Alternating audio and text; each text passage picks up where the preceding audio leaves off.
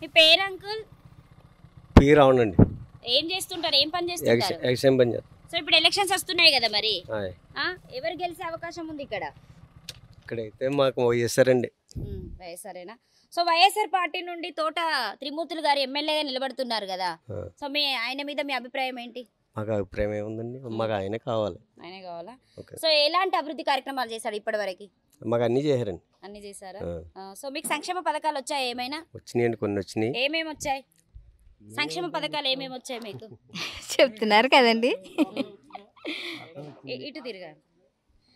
ఏమేమి వచ్చాయి సంక్షేమ పథకాలు? చెయ్యోత వచ్చిందండి, రైతు భరోసా వచ్చింది, అయ్యో అదే రుణమాఫీ వచ్చిందండి, డోక్రా రుణమాఫీ అవి వచ్చినాయండి. ఓకే. సో మీరు ఓటు ఎవరికి వేస్తారు ఇప్పుడు? ఇప్పుడు వచ్చేటువంటి ఎలక్షన్లో ఓటు ఎవరికి వేస్తారు? జగన్కి ఇస్తాం. జగన్కే వేస్తారా? సో ప్రస్తుతం ఉన్నటువంటి మీ ఎమ్మెల్యే జోగేశ్వరరావు గారు వస్తూ ఉంటారా? మీ సమస్యలు అడిగి తెలుసుకుంటారా? ఇప్పుడు రాలేదండి, ఒకసారి వచ్చారు, ఇప్పుడు ఒకసారి వచ్చారు. ఆయన మీరు మర్చిపోయారా? గుర్తున్నారా అసలు? లేదండి, ఆయన ఎమ్మెల్యేగా అసలు మీరు? ఆయన ఎమ్మెల్యే అని మాకు తెలియదండి. ఓన్లీ తోట త్రిమూర్తులు గారే తెలుసా? ఆయనే తెలుసండి, అంటే మీటింగ్లకి కట్ట వెళ్తాం కాబట్టి.